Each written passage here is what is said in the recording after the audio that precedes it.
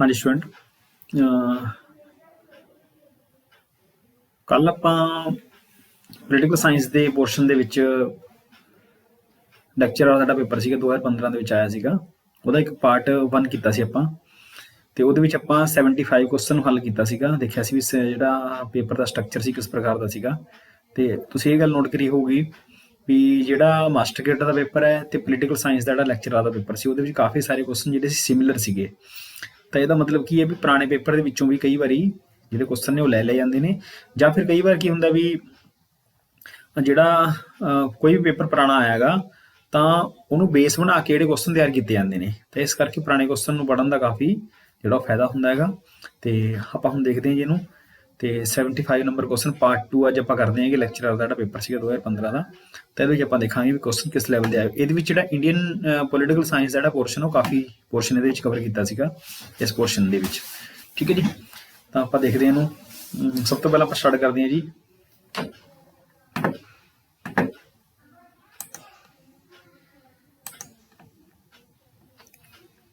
ਹਾਂਜੀ 75 number question 76 number question ਦੇਖੋ।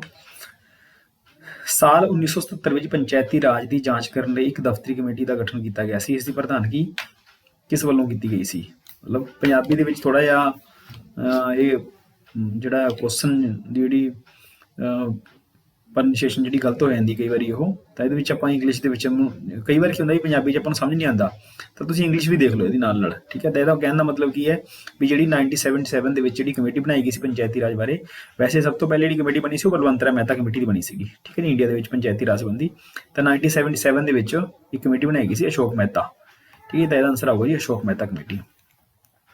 77 number question ਦੇਖੋ ਜੀ। ਰਾਈਟ ਟੂ ਇਨਫੋਰਮੇਸ਼ਨ ਐਕਟ ਵਾਸ ਇਨੈਕਟ ਇਨ, ਮਤਲਬ ਜਿਹੜਾ ਸੂਚਨਾ ਦਾ ਅਧਿਕਾਰ ਕਾਨੂੰਨ ਸੀਗਾ ਕਦੋਂ ਪਾਸ ਕੀਤਾ ਗਿਆ ਸੀ ਭਾਰਤ ਦੇ ਵਿੱਚ?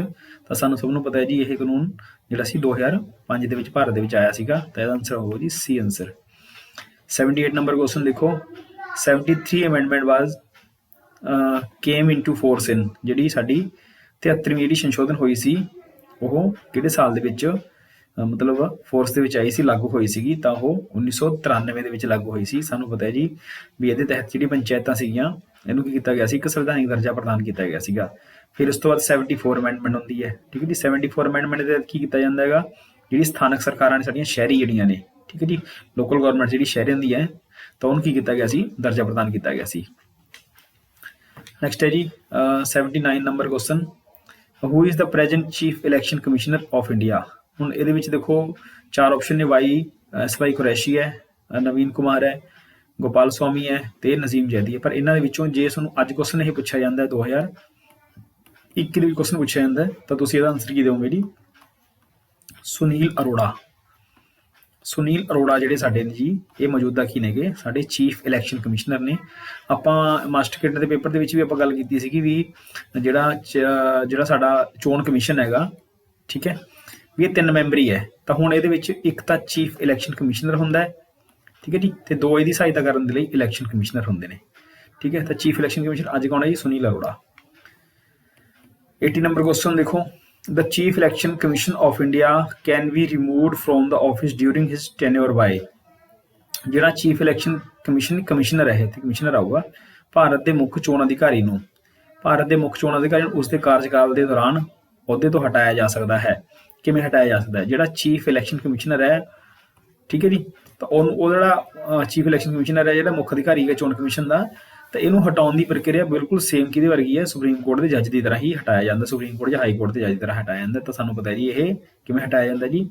ਸੰਸਦ ਦੇ 2/3 ਬਹੁਮਤ ਦੁਆਰਾ ਪਾਸ ਪ੍ਰਸਤਾਵ ਕਰਨ ਤੇ ਉਹਦੇ ਬਾਅਦ ਰਾਸ਼ਟਰਪਤੀ ਉਹਨੂੰ ਕੀ ਕਰਦੇ ਨੇ? ਹਟਾ ਦਿੰਦੇ ਨੇ। ਠੀਕ ਹੈ ਜੀ, ਸਭ ਤੋਂ ਪਹਿਲਾਂ ਸੰਸਦ ਦੇ ਵਿੱਚ 2/3 ਬਹੁਮਤ ਨਾਲ ਮਤਾ ਲਿਆਂਦਾ ਜਾਊਗਾ, ਫਿਰ ਉਹਨੂੰ ਹਟਾਇਆ ਜਾ ਸਕਦਾ ਹੈਗਾ। ਇਸ ਤੋਂ ਬਾਅਦ ਜੀ 81 ਨੰਬਰ ਕੁਐਸਚਨ ਦੇਖੋ। Which article of the constitution related to election commission of India? ਠੀਕ ਹੈ, ਵੀ ਜਿਹੜਾ ਸਾਡਾ ਚੋਣ ਕਮਿਸ਼ਨ ਦੇ ਨਾਲ ਸੰਬੰਧਿਤ ਜਿਹੜਾ ਆਰਟੀਕਲ ਹੈ ਉਹ ਕਿਹੜਾ ਜੀ? 324 ਆਰਟੀਕਲ ਦੇ ਤਹਿਤ ਭਾਰਤ ਦੇ ਚੋਣ ਕਮਿਸ਼ਨ ਦੀ ਜਿਹੜੀ ਹੈ ਸਥਾਪਨਾ ਕੀਤੀ ਜਾਂਦੀ ਹੈ। ਨੈਕਸਟ ਹੈ ਜੀ 82 ਨੰਬਰ। ਵੈਰੀ ਸਿੰਪਲ ਕੁਐਸਚਨ ਹੈ। ਮੌਜੂਦਾ ਸਮੇਂ ਵਿੱਚ ਭਾਰਤ ਵਿੱਚ ਰਾਜਾਂ ਦੀ ਕੁੱਲ ਗਿਣਤੀ ਕਿੰਨੀ ਹੈ?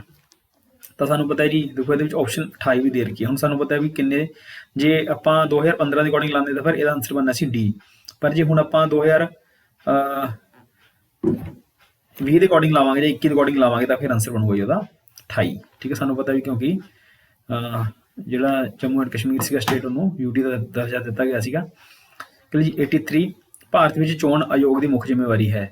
The major responsibility of the election commission in India is, ਤਾਂ ਕੀ ਉਹਦੀ ਜ਼ਿੰਮੇਵਾਰੀ ਜੀ? ਦੇਖੋ ਰਾਜਨੀਤਿਕ ਪਾਰਟੀਆਂ ਨੂੰ ਵਿੱਤ ਵਿੱਤ ਉਪਲਬਧ ਕਰਾਉਣਾ, ਇਹ ਵੀ ਨਹੀਂ ਹੈਗਾ ਇਹਦੇ ਵਿੱਚ, ਠੀਕ ਹੈ।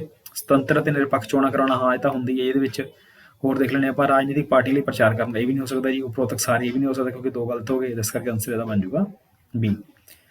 84 ਨੰਬਰ ਕੁਐਸਚਨ ਦੇਖੋ, if the panchayat is dissolved the election are to be held within, ਮਤਲਬ ਜਿਹੜੀ ਜਦੋਂ ਪੰਚਾਇਤ ਭੰਗ ਹੋ ਜਾਂਦੀਆਂ ਨੇ ਤਾਂ ਕਿੰਨੇ ਸਮੇਂ ਦੇ ਅੰਦਰ ਅੰਦਰ ਚੋਣਾਂ ਕਰਵਾਉਣੀਆਂ ਲਾਜ਼ਮੀ ਹੁੰਦੀਆਂ ਨੇਗੀਆਂ।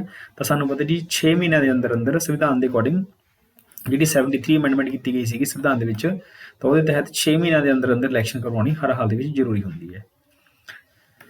ਇਸ ਤੋਂ ਬਾਅਦ 85 number question, which one of the following is not included in the state list of constitution, ਮਤਲਬ ਸਾਨੂੰ ਪਤਾ ਹੈ ਵੀ ਜਿਹੜੀਆਂ ਸਾਡੀਆਂ ਜਿਹੜਾ 7ਵੀਂ ਸਾਡੀ ਅਨੁਸੂਚੀ ਹੈਗੀ ਉਹਦੇ ਵਿੱਚ ਕੀ ਕੀਤਾ ਗਿਆ ਹੈਗਾ, ਉਹਦੇ ਵਿੱਚ ਸ਼ਕਤੀਆਂ ਦੀ ਵੰਡ ਕੀਤੀ ਗਈ ਹੈ ਸੈਂਟਰਲ ਲਿਸਟ ਦੇ ਵਿੱਚ ਤੇ ਸਟੇਟ ਲਿਸਟ ਦੇ ਵਿੱਚ। ਇੱਕ ਹੈਗੀ ਕਨਕਰੈਂਟ ਲਿਸਟ, ਠੀਕ ਹੈ। ਜਿਹੜੀਆਂ ਐਕਸਟਰਾ ਸ਼ਕਤੀਆਂ ਹੁੰਦੀਆਂ ਨੇ ਕਿਹਦੇ ਕੋਲ ਨੇਗੀਆਂ, ਉਹ ਹੈਗੀਆਂ ਨੇ ਸੈਂਟਰ ਕੋਲੇ। ਤਾਂ ਇਹਦੇ ਵਿੱਚ ਰਾਜ ਸੂਚੀ ਦੇ ਵਿੱਚ ਕੀ ਸ਼ਾਮਲ ਨਹੀਂ ਹੈਗਾ ਇਹਦੇ ਵਿੱਚ, ਤਾਂ ਦੇਖੋ ਪੁਲਿਸ ਜਿਹੜੀ ਹੈ ਰਾਜ ਕੋਲੇ ਹੁੰਦੀ ਹੈ, ਜੇਲਾਂ ਵੀ ਰਾਜ ਕੋਲੇ ਹੁੰਦੀਆਂ ਨੇ, ਕਾਨੂੰਨ ਵੀ ਬਣਾਉਣ ਦੀ ਸਮਰੱਥਾ ਹੁੰਦੀ ਹੈ ਰਾਜ ਕੋਲੇ। ਤਾਂ ਇਕੱਲਾ ਕੀ ਹੈ ਜੀ, ਜਿਹੜਾ ਅਪਰਾਧੀ ਆਚਾਰ ਕੋਡ, ਇੰਗਲਿਸ਼ ਦੇਖੋ ਜੀ criminal procedure code, criminal procedure code ਜਿਹੜਾ ਹੈ ਸੈਂਟਰਲ ਗਵਰਨਮੈਂਟ ਦੀ ਸੂਚੀ ਦੇ ਵਿੱਚ ਆਉਂਦਾ ਜਾਂ ਸੰਘ ਸੂਚੀ ਦੇ ਵਿੱਚ ਆਉਂਦਾ ਜੀ। ਇਸ ਕਰਕੇ ਇਹਦਾ ਆਨਸਰ ਬਣ ਜਾਊਗਾ ਡੀ ਆਨਸਰ।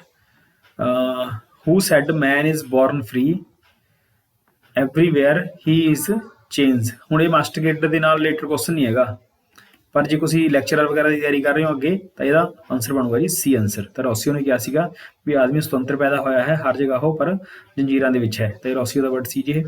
87 ਨੰਬਰ ਕੁਐਸਚਨ ਦੇਖੋ, ਹੇਠਾਂ ਦਿੱਤਿਆਂ ਵਿੱਚੋਂ ਕਿਹੜਾ ਉਦਾਰਵਾਦੀ ਲੋਕਤੰਤਰ ਦਾ ਸਿਧਾਂਤ ਨਹੀਂ ਹੈ? Which one of the following is not the principle of liberal democracy, ਤਾਂ ਲਿਬਰਲ ਡੈਮੋਕ੍ਰੇਸੀ ਦਾ ਇਹਦੇ ਵਿੱਚ ਕਿਹੜਾ ਨਹੀਂ ਹੈਗਾ ਜੀ, ਰਜਾਮੰਦੀ ਦੁਆਰਾ ਸਰਕਾਰ ਬਣਾਈ ਜਾਂਦੀ ਹੈਗਾ ਜੀ ਇਹ, ਠੀਕ ਹੈ ਜੀ। ਇਸ ਵਾਰ ਜੀ ਪਬਲਿਕ ਜਵਾਬਦੇਹੀ ਹੁੰਦੀ ਹੈ, ਪਬਲਿਕ, ਠੀਕ ਹੈ ਜੀ, ਪਬਲਿਕ ਅਕਾਊਂਟੇਬਿਲਿਟੀ, ਠੀਕ ਹੈ। ਸੰਵਿਧਾਨਿਕ ਸਰਕਾਰ ਵੀ ਹੁੰਦੀ ਹੈ ਇਹਦੇ ਵਿੱਚ। ਤਾਂ ਕੀ ਆਊਗਾ ਜੀ ਇਹਦਾ, ਅਲਪਸੰਖਿਅਕ ਨਿਯਮ, ਜਿਹੜੇ ਮਿਨੋਰਟੀਜ਼ ਦੁਆਰਾ ਨਿਯਮ ਬਣਾਏ ਜਾਂਦੇ ਨੇ, ਇਹ ਉਦਾਰਵਾਦੀ ਡੈਮੋਕ੍ਰੇਸੀ ਦੇ ਵਿੱਚ ਜਾਂ ਲਿਬਰਲ ਡੈਮੋਕ੍ਰੇਸੀ ਦੇ ਵਿੱਚ ਸਾਨੂੰ ਦੇਖਣ ਨੂੰ ਨਹੀਂ ਮਿਲਦੇ ਹੈਗੇ। ਨੈਕਸਟ ਹੈ ਜੀ 88 ਨੰਬਰ ਕੁਐਸਚਨ ਦੇਖੋ, ਲੋਕਤੰਤਰ ਤੋਂ ਭਾਵ ਹੈ ਸਹਿਨਸ਼ੀਲਤਾ। ਸਹਿਨਸ਼ੀਲਤਾ ਸਿਰਫ ਉਹਨਾਂ ਦੀ ਨਹੀਂ ਜੋ ਸਾਡੇ ਨਾਲ ਸਹਿਮਤ ਹਨ, ਪਰੰਤੂ ਉਹਨਾਂ ਦੀ ਜੋ ਸਾਡੇ ਨਾਲ ਸਹਿਮਤ ਨਹੀਂ ਹਨ। ਇਹ ਕਿਸਨੇ ਕਿਹਾ ਸੀ, ਠੀਕ ਹੈ। ਤਾਂ ਇਹ ਵਰਡ ਸੀ ਜੀ ਜਵਾਹਰ ਲਾਲ ਨਹਿਰੂ ਦੇ, ਇਹ, ਠੀਕ ਹੈ ਜੀ। ਨੈਕਸਟ ਹੈ ਜੀ 89 number question, who is the chief minister of Andhra Pradesh, ਠੀਕ ਹੈ। ਹੁਣ ਇਹ 2015 ਦਾ ਪੇਪਰ ਸੀ, ਤਾਂ 2015 ਤੋਂ ਬਾਅਦ ਹੁਣ ਦੇਖੋ 2021 ਚੱਲ ਰਿਹਾ, ਠੀਕ ਹੈ। ਤਾਂ 6 ਸਾਲ ਦਾ ਗੈਪ ਹੋ ਗਿਆ ਇਹਦੇ ਵਿੱਚ, ਠੀਕ ਹੈ। ਤੇ ਹੁਣ ਕਿਉਂਕਿ ਚੀਫ ਮਿਨਿਸਟਰ ਬਦਲ ਜਾਂਦੇ ਨੇ ਨਾ, ਤਾਂ ਫਿਰ ਇਸ ਟਾਈਮ ਜਿਸ ਨੂੰ ਗੱਲ ਕਰੂਗਾ ਤੇ ਇਹਦੇ ਵਿੱਚ ਆਪਸ਼ਨ ਨਹੀਂ ਹੈਗੀ, ਤਾਂ ਇਹਦੇ ਵਿੱਚ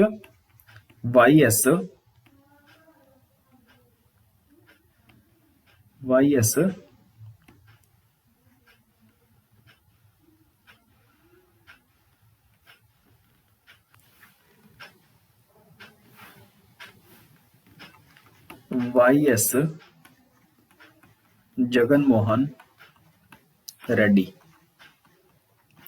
ਇਹ ਆਂਧਰਾ ਦੇ ਨਵੇਂ ਸੀਐਮ ਨੇ ਜੀ, ਜਾਂ ਜਗਨ ਮੋਹਨ ਰੈਡੀ ਵੀ ਤੁਸੀਂ ਆਮ ਯਾਦ ਰੱਖ ਸਕਦੇ ਹੋ, ਠੀਕ ਹੈ। ਇੱਕ ਮੈਂ ਤੁਹਾਨੂੰ ਇੰਟਰਸਟਿੰਗ ਗੱਲ ਦੱਸ ਦਿੰਦਾ ਇਹਦੀ, ਜਿਹੜੀ ਆਂਧਰਾ ਪ੍ਰਦੇਸ਼ ਸਟੇਟ ਹੈਗੀ, ਇਹਨੇ ਆਪਣੀਆਂ 3 ਕੈਪੀਟਲ ਡਿਕਲੇਅਰ ਕੀਤੀਆਂ ਨੇਗੀਆਂ, ਇੱਕ ਲੈਜਿਸਲੇਟਿਵ ਹੈ, ਇੱਕ ਐਗਜ਼ੀਕਿਊਟਿਵ ਹੈ ਤੇ ਇੱਕ ਜੁਡੀਸ਼ਰੀ ਦੀ ਜਿਹੜੀ ਹੈ ਹੋਊਗੀ ਇਹ, ਠੀਕ ਹੈ। ਤਾਂ ਇਹ ਇੱਕਮਾਤਰ ਸਟੇਟ ਹੈ ਜਿਹਨੇ ਆਪਣੀਆਂ 3 ਕੈਪੀਟਲ ਜਿਹੜੀਆਂ ਨੇ ਉਹ ਡਿਕਲੇਅਰ ਕੀਤੀਆਂ ਨੇਗੀਆਂ। 2024 ਤੋਂ ਬਾਅਦ ਇਹਦੀ ਇਹ ਮੇਨ ਕਿਹੜੀ ਕੈਪੀਟਲ ਹੈਗੀ, ਉਹ ਅਮਰਾਵਤੀ ਹੋ ਜੂਗੀ, ਠੀਕ ਹੈ। ਤੇ ਇਹਦੇ ਵਿੱਚ ਇੱਕ ਸਾਡੀ ਜਿਹੜੀ ਹਾਈ ਕੋਰਟ ਹੈ ਨਵੀਂ ਸਟੈਬਲਿਸ਼ਮੈਂਟ ਵੀ ਕੀਤੀ ਜਾ ਰਹੀ ਹੈ ਅਮਰਾਵਤੀ ਦੇ ਵਿੱਚ, ਤਾਂ ਇਹ ਸਾਡੀ 25ਵੀਂ ਹਾਈ ਕੋਰਟ ਬਣ ਸਕਦੀ ਹੈ ਜੀ ਇਹ।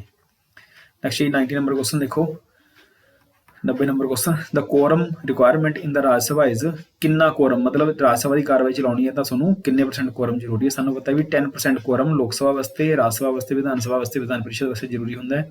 ਤਾਂ ਟੋਟਲ ਗਿਣਤੀ ਕਿੰਨੀ ਹੈ ਰਾਜ ਸਭਾ ਦੀ, 250 ਹੈਗੀ, ਤਾਂ ਇਹਦਾ 10% ਕਿੰਨਾ ਹੋ ਜਾਊਗਾ, 25 ਹੋ ਜਾਊਗਾ ਜੀ, ਤਾਂ ਆਨਸਰ ਬਣ ਜਾਊਗਾ ਸੀ। ਨੈਕਸਟ ਹੈ 91 number question, direct democracy is found in, ਪ੍ਰਤੱਖ ਜਿਹੜਾ ਲੋਕਤੰਤਰ ਹੈ ਇਹ ਕਿਹੜੇ ਦੇਸ਼ ਦੇ ਵਿੱਚ ਪਾਇਆ ਜਾਂਦਾ ਹੈਗਾ ਜੀ? ਪ੍ਰਤੱਖ ਲੋਕਤੰਤਰ ਸਾਨੂੰ ਮਿਲਦਾ ਸਵਿਟਜ਼ਰਲੈਂਡ ਦੇ ਵਿੱਚ। ਸਵਿਟਜ਼ਰਲੈਂਡ ਦੇ ਵਿੱਚ ਸਾਨੂੰ ਰਾਈਟ ਟੂ ਰੀਕਾਲ ਦਾ ਵੀ ਅਧਿਕਾਰ ਮਿਲਦਾ ਹੈਗਾ। ਰਾਈਟ ਟੂ ਰੀਕਾਲ ਦੇ ਤਹਿਤ ਅਸੀਂ ਆਪਣਾ ਜਿਹੜਾ ਚੁਣਿਆ ਹੋਇਆ ਨੁਮਾਇੰਦਾ ਹੈਗਾ ਉਹਨੂੰ ਵਾਪਸ ਵੀ ਬੁਲਾ ਸਕਦੇ ਹਾਂ, ਠੀਕ ਹੈ। 92 ਨੰਬਰ ਕੁਐਸਚਨ ਦੇਖੋ, ਜਿਹੜਾ ਸ਼ਾਰਕ ਹੈ south Asian association for regional cooperation, ਇੱਕ ਜਿਹੜੀ ਸਾਡੀ ਸੰਸਥਾ ਬਣਾਈ ਗਈ ਹੈ ਜਿਹੜੀ ਦੱਖਣੀ ਏਸ਼ੀਆ ਦੇ ਕੰਟਰੀਜ਼ ਨੇ, ਉਹਦਾ ਹੈੱਡਕੁਆਟਰ ਕਿੱਥੇ ਹੈ? ਤਾਂ ਉਹਦਾ ਹੈੱਡਕੁਆਟਰ ਵੈਰੀ ਸਿੰਪਲ ਕੁਐਸਚਨ ਹੈ ਜੀ, ਇਹ ਕਾਠਮਾਂਡੂ ਦੇ ਵਿੱਚ ਹੈ shark the. 93 number question, the UN assembly pass the declaration of human right, ਜਿਹੜਾ ਮਨੁੱਖੀ ਅਧਿਕਾਰਾਂ ਸੰਬੰਧੀ ਜਿਹੜੀ ਘੋਸ਼ਣਾ ਸੀ ਉਹ ਸੰਯੁਕਤ ਰਾਸ਼ਟਰ ਅਸੈਂਬਲੀ ਨੇ ਕਦੋਂ ਕੀਤੀ ਸੀ? ਤੇ ਇਹਦਾ ਆਨਸਰ ਆਊਗਾ ਜੀ 10 ਦਸੰਬਰ 1948 ਨੂੰ। 10 ਦਸੰਬਰ 1948 ਨੂੰ ਦੀ ਘੋਸ਼ਣਾ ਕੀਤੀ ਗਈ ਸੀ, ਇਸ ਕਰਕੇ 10 ਦਸੰਬਰ ਨੂੰ ਕੀ ਮਨਾਇਆ ਜਾਂਦਾ ਹੈ? ਹਿਊਮਨ ਰਾਈਟ ਡੇ ਮਨਾਇਆ ਜਾਂਦਾ ਹੈ। ਨੈਕਸਟ ਹੈ ਜੀ ਦ ਫਸਟ ਨॉन लीगल ਸਮਿਟ ਟੁੱਕ ਪਲੇਸ, ਜਿਹੜਾ ਸਾਡਾ ਨॉन लीगल ਮੂਵਮੈਂਟ ਹੋਈ ਸੀ ਜਾਂ ਜਿਹਨੂੰ ਅਸੀਂ ਅਸਹਿਯੋਗ ਅੰਦੋਲਨ ਅਸਹਿਯੋਗ ਨਹੀਂ ਮਤਲਬ ਨॉन लीगल ਮੂਵਮੈਂਟ ਨੂੰ ਅਸੀਂ ਪੰਜਾਬੀ ਦੇ ਵਿੱਚ ਇਹ ਚਲੋ ਕੋਈ ਨਹੀਂ ਪੰਜਾਬੀ ਦੇ ਵਿੱਚ ਛੱਡੋ, ਇੰਗਲਿਸ਼ ਦੇਖੋ। ਨॉन लीगल ਮੂਵਮੈਂਟ ਜਿਹੜੀ ਹੈ ਇਹਦਾ ਸੰਮੇਲਨ ਜਿਹੜਾ ਪਹਿਲਾਂ ਹੋਇਆ ਸੀ ਬੈਨਗ੍ਰੇਡ ਦੇ ਵਿੱਚ ਹੋਇਆ ਸੀਗਾ। ਨੈਕਸਟ ਹੈ ਜੀ 93 ਨੰਬਰ 93 ਹੋ ਗਿਆ, 94 ਹੋ ਗਿਆ, 95 ਨੰਬਰ क्वेश्चन देखो। Number of SAARC countries is number of SAARC countries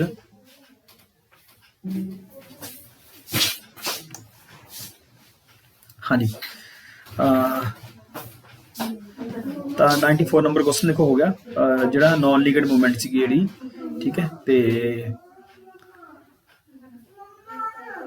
95 number question हो गया नंबर ऑफ शार्क कंट्रीज किन्ने ने जी? शार्क देशों के किन्ने मैंबर ने? टोटल किन्ने जी? 8 मैंबर है, ठीक है। ये देखो सब तो पहला भारत साडा इंडिया ये आ जाता है, पाकिस्तान भी शामिल है, नेपाल भी शामिल है, भूटान भी शामिल है, तो बांग्लादेश भी शामिल है, ठीक है।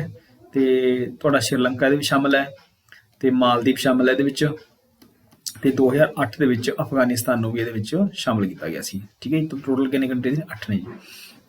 नैक्सट 96 नंबर देखो the headquarter of UN United nation का हैडकुआटर संयुक्त राष्ट्र का कितने है? सिंपल क्वेश्चन है जी 96 नंबर क्वेश्चन, तो इसका आंसर आएगा जी सी।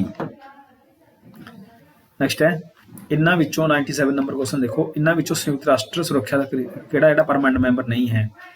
Which of the following states is not a permanent member of UN assembly UN security council? तो UN का सानूं पता जी USA हैगा हाँ जी, रशिया भी है जी, चाइना भी है, ये कड़ा नहीं ब्राजील नहीं है, इस करके आंसर बन जाएगा जी सी। 98 नंबर क्वेश्चन देखो हेठ लिखिया विचों किहड़ा देश इतने पता लग रहा है भी शार्क का जिहड़ा मैंबर नहीं है ये, ठीक है जी। सॉरी क्वेश्चन की इंग्लिश पढ़ो। Which one of the following countries has been lastly made member of SAARC, मतलब सब तो अखीर ते जिहड़ा शार्क का मैंबर बनया सी वो पहला गल कर चुके हैं, डी आऊगा जिहदा। अफगानिस्तान 2008 के बने, बाकी ਜਿਹੜੇ ਸਾਰੇ ਕੰਟਰੀਜ਼ ਨੇ ਉਹ 1985 ਦੇ ਵਿੱਚ, ਕਿਉਂਕਿ ਸ਼ਾਰਕ ਦੀ ਸਟੈਬਲਿਸ਼ਮੈਂਟ ਹੋਈ ਸੀ, ਸਥਾਪਨਾ ਹੋਈ ਸੀ 1985 ਦੇ ਵਿੱਚ ਹੋਈ ਸੀ ਉਹ। 99 ਨੰਬਰ क्वेश्चन ਦੇਖੋ ਬ੍ਰਿਕਸ, ਇਹ ਜਿਹੜੇ ਬ੍ਰਿਕਸ ਕੰਟਰੀ ਨੇ ਹੁਣ ਇਹਦਾ ਨਾਮ ਬ੍ਰਿਕ ਦੀ ਜਗ੍ਹਾ ਤੇ ਬ੍ਰਿਕਸ ਹੈ, ਬ੍ਰਿਕਸ, ਠੀਕ ਹੈ ਜੀ ਬ੍ਰਿਕਸ। ਤਾਂ ਇਹਦਾ ਮਤਲਬ ਕੀ ਹੋ ਗਿਆ? Brazil, Russia, India, China and south Africa. ਤਾਂ ਇਹ ਇੱਕ ਇਕਨੋਮਿਕਲ ਆਧਾਰ ਦੇ ਉੱਪਰ ਮਤਲਬ ਸਟੈਬਲਿਸ਼ ਕੀਤਾ ਗਿਆ ਸੀ, ਇਹ ਜਿਹਦੀ ਆਰਗੇਨਾਈਜੇਸ਼ਨ ਸੀਗੀ ਇਹ। ਤਾਂ ਬ੍ਰਿਕਸ ਦੇਸ਼ਾਂ ਨੂੰ ਪਛਾਣਿਆ ਜਾਂਦਾ ਹੈ ਉਹਨਾਂ ਨੇ ਕਿਸ ਕਰਕੇ ਜੀ? ਆਰਥਿਕ ਵਿਕਾਸ ਤੋਂ ਪਛਾਣਿਆ ਜਾਂਦਾ ਹੈ, ਠੀਕ ਹੈ ਜੀ। ਨੈਕਸਟ ਜੀ 100 number question the headquarter of NATO is at, ਕਿੱਥੇ ਜੀ ਨਾਟੋ ਦਾ ਹੈਡਕੁਆਟਰ ਜਿਹੜਾ? ਤਾਂ ਨਾਟੋ ਦੀ ਫੁੱਲ ਫਾਰਮ ਕੀ ਸੀਗੀ? ਨਾਟੋ ਦੀ ਫੁੱਲ ਫਾਰਮ ਸੀ ਜੀ ਨਾਰਥ ਐਟਲਾਂਟਿਕ ਟ੍ਰੀਟੀ ਆਰਗੇਨਾਈਜੇਸ਼ਨ। ਇਹ ਅਮਰੀਕਾ ਦੀ ਅਗਵਾਈ ਦੇ ਵਿੱਚ ਬਣਿਆ ਸੀਗਾ, ਤੇ ਸ਼ਕਤੀ ਗੁੱਟਾਂ ਦੀ ਜਿਹੜਾ ਸੀ ਪ੍ਰਤੀਨਿਧਤਾ ਕਰਦਾ ਸੀ ਇਹ ਨਾਟੋ। ਤੇ ਖੈਰ ਤੁਹਾਡੇ ਮਾਸਟਰ ਗ੍ਰੇਡਰ ਵਾਸਤੇ ਸ਼ਾਇਦ ਇੰਨਾ ਇੰਪੋਰਟੈਂਟ ਨਹੀਂ ਹੈਗਾ ਇਹ। ਤਾਂ ਬ੍ਰਸੈਲਸ ਦੇ ਵਿੱਚ ਹੈ ਜੀ ਇਹ, ਬੈਲਜੀਅਮ ਦੀ ਰਾਜਧਾਨੀ ਬ੍ਰਸੈਲਸ। 101 ਨੰਬਰ क्वेश्चन देखो the number of UN general assembly member किन्ने ने? UN असैंबली जिन्ने UN ਦੇ ਵਿੱਚ ਮੈਂਬਰ ਨੇ ਉਹਨੇ ਹੀ ਜਨਰਲ ਅਸੈਂਬਲੀ ਦੇ ਮੈਂਬਰ ਨੇ, ਠੀਕ ਹੈ ਜੀ। ਤਾਂ ਇਹ 3 ਮੈਂਬਰ ਨੇ। ਵੈਸੇ ਜਿਹੜਾ ਕੋਈ ਵੀ ਕੰਟਰੀ ਹੈ UN ਜਨਰਲ ਅਸੈਂਬਲੀ ਦੇ ਵਿੱਚ ਆਪਣੇ 5 ਮੈਂਬਰ ਭੇਜ ਸਕਦਾ ਹੈ, ਪਰ ਵੋਟ ਪਾਉਣ ਦਾ ਅਧਿਕਾਰ ਇੱਕੋ ਹੀ ਮਿਲਦਾ ਹੈ। 102 ਨੰਬਰ क्वेश्चन ਦੇਖੋ ਜੀ the agreement 1 to 3 between India and US is mainly related to. ਹੁਣ 2009 ਦੇ ਵਿੱਚ ਇਹ ਇੱਕ ਐਗਰੀਮੈਂਟ ਹੋਇਆ ਸੀਗਾ ਭਾਰਤ ਤੇ US ਦੇ ਵਿਚਕਾਰ, ਅਮਰੀਕਾ ਦੇ ਵਿਚਕਾਰ ਹੋਇਆ ਸੀ। ਤਾਂ ਕਿਸ ਚੀਜ਼ ਨਾਲ ਰਿਲੇਟਡ ਸੀਗਾ? ਤਾਂ ਇਹ ਨਿਊਕਲੀਅਰ ਕੋਆਪਰੇਸ਼ਨ, ਨਿਊਕਲੀਅਰ ਡੀਲ ਹੋਈ ਸੀਗੀ, ਠੀਕ ਹੈ ਜੀ, ਮਨਮੋਹਨ ਸਿੰਘ ਦੇ ਕਾਲ ਦੇ ਵਿੱਚ। ਨੈਕਸਟ ਹੈ ਜੀ ਦੀ ਡਾਕਟ੍ਰਿਨ ਆਫ ਪੰਚਸ਼ੀਲ ਵਾਜ ਫਸਟ ਸਾਈਨ ਬਾਏ, ਜਿਹੜੀ ਪੰਚਸ਼ੀਲ ਦਾ ਸਿਧਾਂਤ ਸੀਗਾ ਸਭ ਤੋਂ ਪਹਿਲਾਂ ਇਹ ਕਿਹੜੇ ਦੇਸ਼ਾਂ ਦੇ ਵਿਚਕਾਰ ਜਿਹੜਾ ਸੀ ਦਸਤਖਤ ਕੀਤਾ ਗਿਆ ਸੀਗਾ ਇਹ? ਤਾਂ ਤੁਹਾਨੂੰ ਪਤਾ ਵੀ ਜਿਹੜਾ ਪੰਚਸ਼ੀਲ ਦਾ ਸਿਧਾਂਤ ਹੈ ਜੀ ਉਹ ਭਾਰਤ ਅਤੇ ਚੀਨ ਦੇ ਵਿਚਕਾਰ ਆਇਆ ਸੀਗਾ, ਠੀਕ ਹੈ ਜੀ, ਭਾਰਤ ਅਤੇ ਚੀਨ ਦੇ ਵਿਚਕਾਰ। ਤਾਂ India and China D answer ਬਣੂਗਾ ਇਹਦਾ। 104 ਨੰਬਰ क्वेश्चन ਰੈਡਕਲਿਫ ਜਿਹੜੀ ਲਾਈਨ ਹੈ ਕਿਹੜੀ ਚੀਜ਼ਾਂ ਨੂੰ ਡਿਵਾਈਡ ਕਰਦੀ ਹੈ? ਰੈਡਕਲਿਫ ਲਾਈਨ ਜਿਹੜੀ ਹੈ, ਠੀਕ ਹੈ। ਤਾਂ ਰੈਡਕਲਿਫ ਜਿਹੜੀ ਭਾਰਤ ਅਤੇ ਕਿਹਨੂੰ ਕਰਦੀ ਹੈ ਜੀ? ਭਾਰਤ ਅਤੇ ਪਾਕਿਸਤਾਨ ਨੂੰ, ਭਾਰਤ ਐਂਡ ਪਾਕਿਸਤਾਨ, ठीक है। 105 नंबर क्वेश्चन देखो the number of permanent member of security council, बिल्कुल सिंपल क्वेश्चन है जी 5 आंसर आऊगा ਇਹਦਾ डी आऊगा 105 ਦਾ। ਕਿੰਨੇ ਸੁਰੱਖਿਆ ਪਰਿਸ਼ਦ ਦੇ ਕਿੰਨੇ ਮੈਂਬਰ ਨੇ? Total 105 member. सॉरी 105 मैंबर नहीं, मतलब 105 नंबर क्वेश्चन का जोड़ा आऊगा वो 5 आंसर आऊगा, डी आऊगा। 106 नंबर क्वेश्चन देखो जी, who is the foreign minister of India. हुण ये 2015 की गल कर रहे हैं, पर जो 2021 की गल करूगा ये तो फिर एस जयशंकर ने, एस जयशंकर ये पहला साडे फॉरेन सैकटरी भी रहे नेगे, तो ये कोई ऑप्शन नहीं हैगी, पर जिस हुण पूछूगा तो हुण एस जयशंकर है। 107 नंबर क्वेश्चन देखो जी, दूसरे विश्व युद्ध तो बाद सोवियत संघ वालों आरंभिक यूएस पॉलिसी की होनी सी। हुण साडे सिलेबस च नहीं हैगा ये, पर फिर भी कई बार सूँ बसदा है, तो यह कंटेनमेंट पॉलिसी सी जी, ये containment policy, US policy towards the Soviet Union after World War second was called, तो ये containment policy. Next 108 number question, the policy detente suffered a major setback when the Soviet Union invaded in which country in 1979। 16 ਸਫਾਈ ਪॉलिसी ਨੂੰ ਵੱਡਾ ਧੱਕਾ ਉਸ ਸਮੇਂ ਲੱਗਿਆ ਜਦੋਂ 1979 ਦੇ ਵਿੱਚ ਸੋਵੀਅਤ ਸੰਘ ਨੇ ਕਿਸ ਦੇਸ਼ 'ਤੇ ਚੜ੍ਹਾਈ ਕੀਤੀ ਸੀ, ਤਾਂ ਇਹ 108 ਨੰਬਰ ਦਾ ਆਊਗਾ ਜੀ, ਡੀ ਆਂਸਰ। ਅਫਗਾਨਿਸਤਾਨ ਦੇ ਉੱਪਰ ਹਮਲਾ ਕਰਤਾ ਸੀਗਾ ਸੋਵੀਅਤ ਯੂਨੀਅਨ ਨੇ ਜਾਂ ਸੋਵੀਅਤ ਸੰਘ ਨੇ।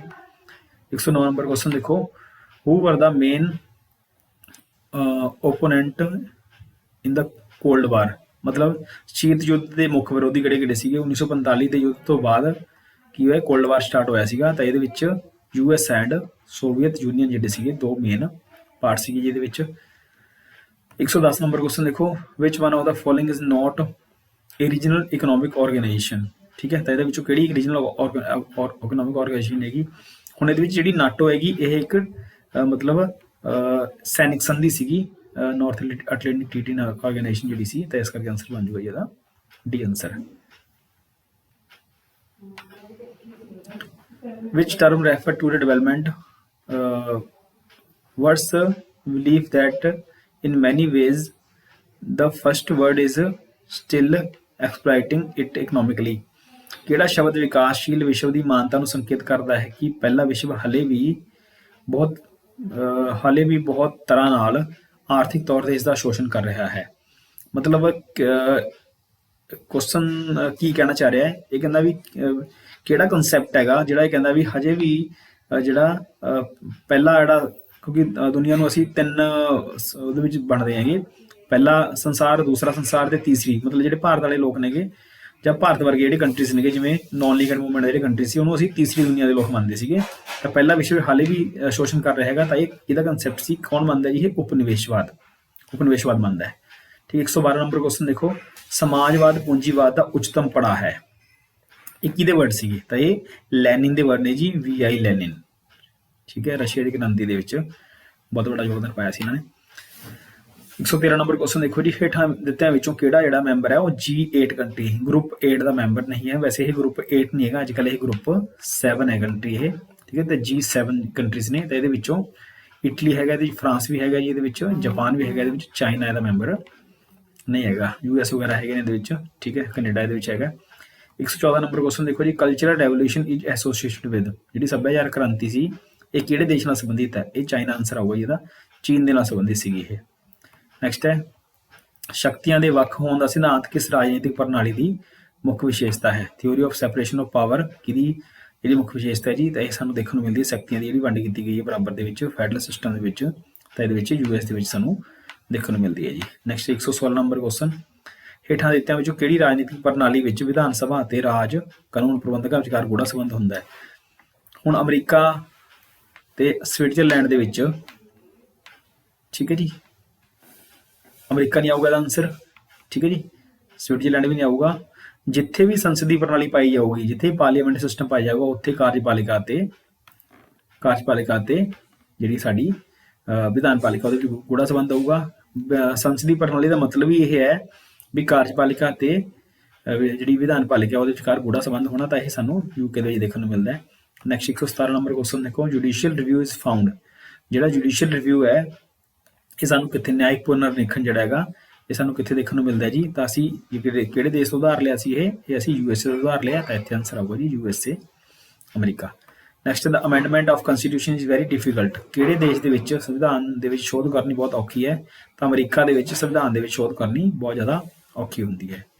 ठीक है, 119 नंबर क्वेश्चन देखो, the number of original member of UN assembly in 1945 दे विच किन्ने सीगे, मतलब सिंबॉलिक ਜਨਰਲ ਅਸੈਂਬਲੀ ਦੇ ਮੈਂਬਰ ਟੋਟਲ ਕਿੰਨੇ ਸੀਗੇ ਜੀ? ਤਾਂ ਇਹਦਾ ਆਨਸਰ ਆਊਗਾ ਜੀ 51 ਮੈਂਬਰ। 51 ਮੈਂਬਰਾਂ ਨੇ ਸਪੇਸ ਸਟਾਰਟ ਕੀਤੀ ਸੀਗੀ। ਹਾਂਜੀ, political among nation the struggle of power end piece. ਤੇ ਇਹਦਾ ਜਿਹੜਾ ਲੇਖਕ ਮੰਨਿਆ ਜਾਂਦਾ, ਕੌਣ ਮੰਨਿਆ ਜਾਂਦਾ ਜੀ? ਹੰਸ ਜੇ ਮੋਰਗਨਥਾਊ ਮੰਨਿਆ ਜਾਂਦਾ, ਹੰਸ ਜੇ ਮੋਰਗਨਥਾਊ। ਅੱਗੇ ਫਿਰ ਪੁਸਤਕ ਦਾ ਨਾਮ, ਇਹ ਆਪਣੇ ਮਾਸਟਰ ਗੇਟ ਵਾਸਤੇ ਨਹੀਂ ਹੈਗਾ ਕੁਐਸਚਨ ਜੀ ਇਹ।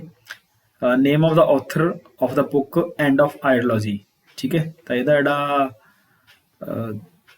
ਮੰਨਿਆ ਜਾਂਦਾ ਹੈਗਾ, ਇਹ ਮੰਨਿਆ ਜਾਂਦਾ ਡੈਨੀਅਲ ਬੈਲ, ਡੈਨੀਅਲ ਬੈਲ। ਠੀਕ ਹੈ ਜੀ। 122 ਨੰਬਰ, ਇਹ ਵੀ ਆਪਣੇ ਮਾਸਟਰ ਗੇਟ ਵਾਸਤੇ ਨਹੀਂ ਹੈਗਾ, ਬਾਕੀ ਜੇ ਤੁਸੀਂ ਲੈਕਚਰ ਵਗੈਰਾ ਦੀ ਤਿਆਰੀ ਕਰਦੇ ਹੋ ਤਾਂ ਤੁਹਾਡੇ ਵਾਸਤੇ ਇੰਪੋਰਟੈਂਟ ਹੋ ਸਕਦਾ ਹੈ। ਆਰਟੀਕਲ 370, ਠੀਕ ਹੈ, 370 ਆਰਟੀਕਲ ਦਾ ਸੰਬੰਧ ਕਿਹਦੇ ਨਾਲ ਹੈ ਜੀ? ਤੁਹਾਨੂੰ ਪਤਾ ਹੀ ਹੈ, ਤਾਂ ਜੰਮੂ ਐਂਡ ਕਸ਼ਮੀਰ ਦੇ ਨਾਲ ਹੈਗਾ। ਠੀਕ ਹੈ, ਇੱਕ ਧਾਰਾ 35A ਨੂੰ ਖਤਮ ਕੀਤਾ ਗਿਆ ਤੇ ਇੱਕ 370 ਨੂੰ ਖਤਮ ਕੀਤਾ ਗਿਆ। ਠੀਕ ਹੈ ਜੀ। 123 ਨੰਬਰ ਕੁਐਸਚਨ ਦੇਖੋ, ਜਿਹੜੀ name of author of the book comparative politics a development approach. ਠੀਕ ਹੈ, ਇਹਦਾ ਲੇਖਕ ਕੌਣ ਮੰਨਿਆ ਜਾਂਦਾ ਜੀ? ਤਾਂ ਇਹ ਜੀ ਐਲਮੰਡ ਐਂਡ ਪੋਵਲ ਇਹਦੇ ਲੇਖਕ ਮੰਨੇ ਜਾਂਦੇ ਨੇ। 124 ਨੰਬਰ ਕੁਐਸਚਨ ਦੇਖੋ, which social science is prior to political science is or, ਮਤਲਬ ਕਿਹੜਾ ਸਮਾਜ ਵਿਗਿਆਨ ਉਤਪਤੀ ਵਿੱਚ ਰਾਜਨੀਤਿਕ ਸ਼ਾਸਤਰ ਤੋਂ ਪਹਿਲਾਂ ਦਾ ਮੰਨਿਆ ਜਾਂਦਾ ਹੈ? ਤਾਂ ਮਨੋਵਿਗਿਆਨ ਨਹੀਂ, ਇਹ ਬਾਅਦ ਦੇ ਵਿੱਚ ਆਇਆ। ਦਰਸ਼ਨ ਸ਼ਾਸਤਰ ਵੀ, ਦਰਸ਼ਨ ਸ਼ਾਸਤਰ ਤੋਂ ਬਾਅਦ ਮਨੋਵਿਗਿਆਨ ਆਏਗਾ। ਠੀਕ ਹੈ, ਹਿਸਟਰੀ ਬਾਅਦ ਦੇ ਵਿੱਚ ਆਈ ਹੈ ਤੇ ਸਮਾਜ ਸ਼ਾਸਤਰ ਪਹਿਲਾਂ ਦਾ ਵਿਸ਼ਾ ਸੀ ਇਹ। ਠੀਕ ਹੈ, ਤੇ ਇਹ ਮੰਨਿਆ ਜਾਂਦਾ ਜੀ। 125 ਨੰਬਰ ਕੁਐਸਚਨ ਕੀ ਕਹਿ ਰਿਹਾ ਇਹ? Which political scientist said history without political science has no fruit, political science without history has no root. ਤਾਂ ਕਿਸ ਰਾਜਨੀਤਿਕ ਸ਼ਾਸਤਰੀ ਨੇ ਕਿਹਾ ਸੀ ਰਾਜਨੀਤਿਕ ਸ਼ਾਸਤਰ ਤੋਂ ਬਿਨਾਂ ਇਤਿਹਾਸ ਦਾ ਕੋਈ ਫਲ ਨਹੀਂ ਹੈ, ਇਤਿਹਾਸ ਤੋਂ ਬਿਨਾਂ ਰਾਜਨੀਤੀ ਜੜ ਨਹੀਂ ਹੈ? ਤਾਂ ਇਹਦਾ ਆਨਸਰ ਆਊਗਾ ਜੀ ਜੌਨ ਸਿਲੇ, ਜੌਨ ਸਿਲੇ ਆਊਗਾ, ਇਹਦਾ ਵੀ ਆਨਸਰ ਆਊਗਾ। 126 ਨੰਬਰ ਦੇਖੋ ਜੀ, ਦਵੈਤਵਾਦੀ ਇਸ ਦੇ ਪੱਖ ਵਿੱਚ ਸਨ।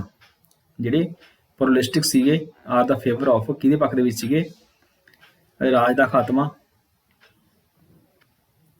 ਗੈਰ ਸਰਕਾਰੀ ਸਮਾਜ, ਰਾਜ ਦੀ ਸ਼ਕਤੀ ਨੂੰ ਘਟਾਉਣਾ, ਰਾਜ ਦੀ ਸ਼ਕਤੀ ਨੂੰ ਵਧਾਉਣਾ। ਤਾਂ ਜਿਹੜੇ ਦਵੈਤਵਾਦੀ ਸੀ, ਪੋਲਰਿਸਟਿਕ ਸੀਗੇ ਜਿਹੜੇ ਬੰਦੇ, ਥਿੰਕਰ ਸੀਗੇ, ਉਹ ਰਾਜ ਦੀ ਸ਼ਕਤੀ ਨੂੰ ਘਟਾਉਣ ਦੀ ਗੱਲ ਕਰਦੇ ਸੀ। 127 ਨੰਬਰ ਦੇਖੋ ਜੀ, the view of Marx state is.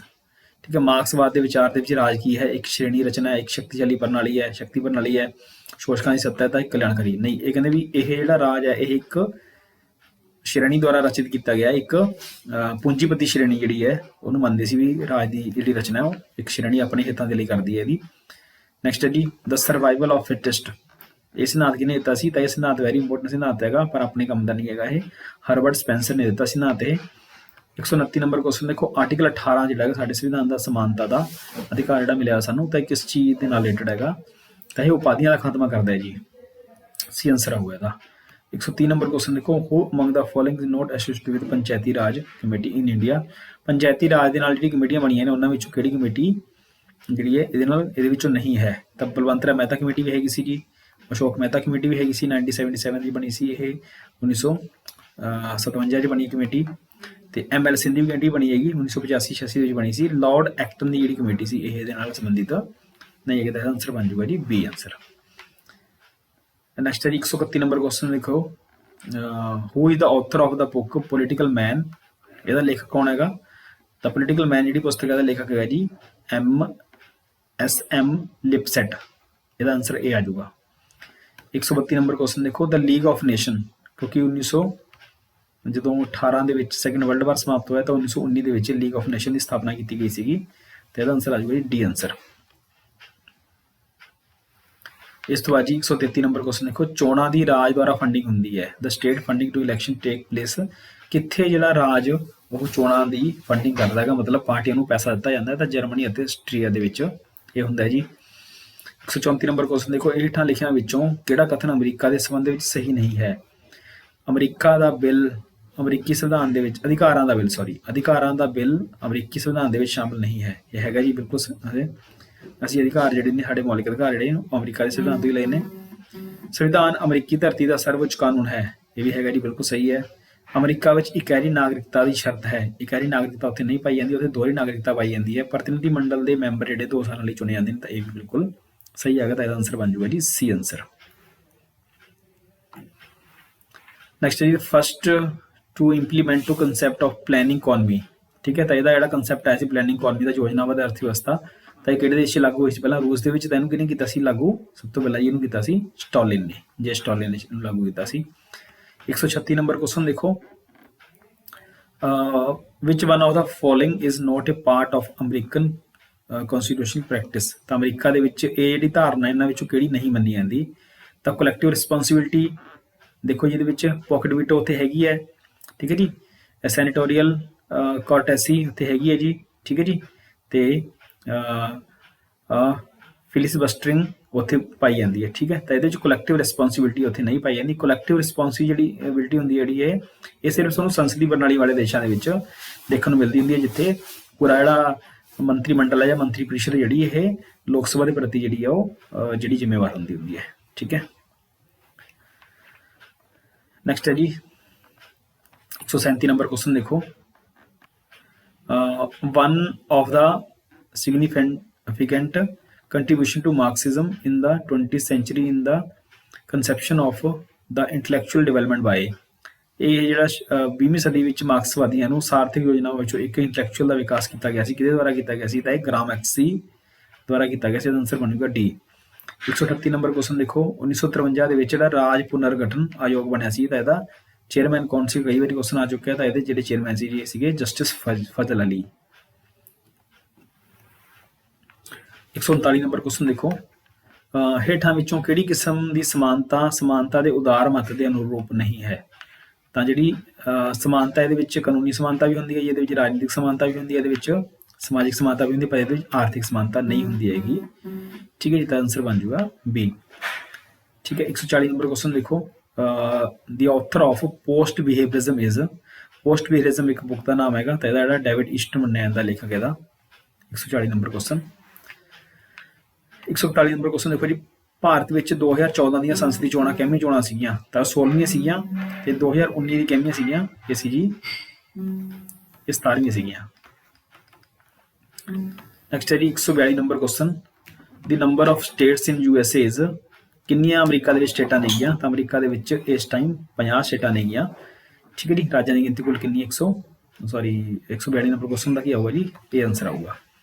143 number question ਦੇਖੋ, ਡਿਸਕਵਰੀ ਆਫ ਇੰਡੀਆ ਜਿਹੜੀ ਬੁੱਕ ਹੈਗੀ, ਡਿਸਕਵਰੀ ਆਫ ਇੰਡੀਆ ਜਿਹੜੀ ਬੁੱਕ ਹੈਗੀ, ਇਹਦਾ ਲੇਖਕ ਕੌਣ ਹੈਗਾ? ਤਾਂ ਇਹਦਾ ਲੇਖਕ ਹੈਗੇ ਜੀ ਸਾਡੇ ਜਵਾਹਰ ਲਾਲ ਨਹਿਰੂ, ਪੰਡਿਤ ਜਵਾਹਰ ਲਾਲ ਨਹਿਰੂ ਦੇ ਲੇਖਕ ਮੰਨੇ ਜਾਂਦੇ ਨੇ। 144 ਨੰਬਰ ਕੁਐਸਚਨ ਦੇਖੋ, ਹੇਠਾਂ ਦਿੱਤਿਆਂ ਵਿੱਚੋਂ ਕਿਹੜੀ ਭਾਰਤੀ ਸ਼ੋਧ ਨੇ ਸਿੱਖਿਆ ਦੇ ਅਧਿਕਾਰ ਨੂੰ ਬੁਨਿਆਦੀ ਅਧਿਕਾਰ ਬਣਾ ਦਿੱਤਾ ਸੀ? ਤਾਂ ਇਹ 86 ਅਮੈਂਡਮੈਂਟ ਦੇ ਤਹਿਤ ਕੀ ਕੀਤਾ ਗਿਆ ਸੀ? ਇਹ ਸਾਡੇ ਜਿਹੜਾ ਸੀ ਐਜੂਕੇਸ਼ਨ ਦਾ ਅਧਿਕਾਰ ਸੀ, ਉਹਨੂੰ ਬੁਨਿਆਦੀ ਅਧਿਕਾਰ ਬਣਾਇਆ ਗਿਆ ਸੀ।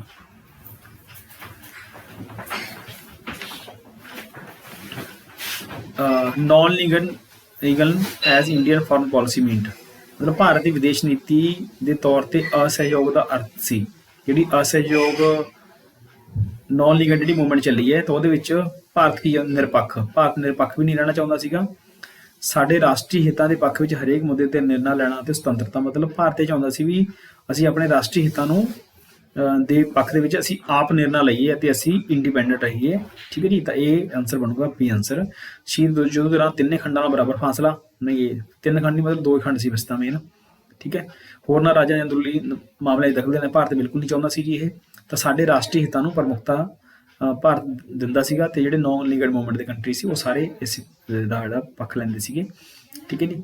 ਤੇ 146 ਨੰਬਰ ਕੁਐਸਚਨ ਦੇਖੋ, ਦ US ਅਪਰੋਚ ਟੂ ਕੋਲਡ ਵਾਰ ਵਾਜ ਓਰੀਜਨਲੀ ਸੈਟ ਆਊਟ ਇਨ, ਠੀਕ ਹੈ। ਜਿਹੜਾ ਸ਼ੀਤ ਯੁੱਧ ਹੋਇਆ ਸੀਗਾ, ਤਾਂ ਇਹਦਾ ਅਮਰੀਕਾ ਦਾ ਪੱਖ ਮੌਲਿਕ ਰੂਪ ਵਿੱਚ ਸ਼ਾਮਲ ਸੀਗਾ ਟਰੂਮੈਨ ਪੱਖ ਦੇ ਵਿੱਚ, ਟਰੂਮੈਨ ਪੱਖ ਤੋਂ ਲਿਆ ਸੀ ਜੀ ਇਹ। ਆਨਸਰ ਬਣੂਗਾ ਡੀ। 147 ਨੰਬਰ ਕੁਐਸਚਨ ਦੇਖੋ, ਪੰਜਾਬ ਵਿੱਚ ਭੂਗੋਲਿਕ ਕਿੰਨੇ ਖੰਡ ਨੇ? ਤਾਂ ਤੁਹਾਨੂੰ ਪਤਾ 3 ਖੰਡ ਨੇ ਜੀ ਇਹ, ਠੀਕ ਹੈ ਜੀ। ਮਾਝਾ, ਮਾਲਵਾ ਤੇ ਦੁਆਬਾ, ਠੀਕ ਹੈ, 3 ਖੰਡ ਨੇ। 148 ਨੰਬਰ ਕੁਐਸਚਨ ਦੇਖੋ, the number of reserve parliamentary constitution in India, Punjab, ਠੀਕ ਹੈ।